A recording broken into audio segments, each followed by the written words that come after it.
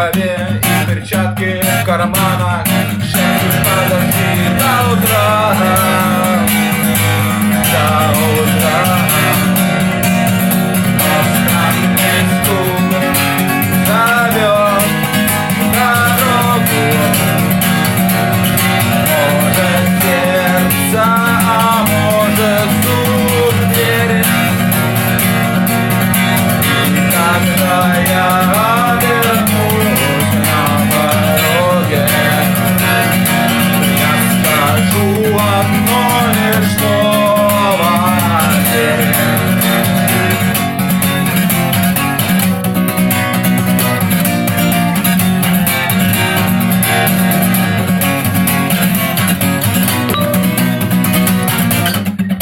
И опять на вокзал, и опять твою старые проводи, выдаст ее и чай.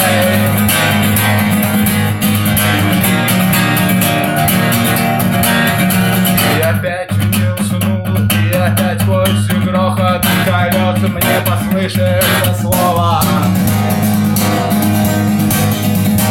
прощай.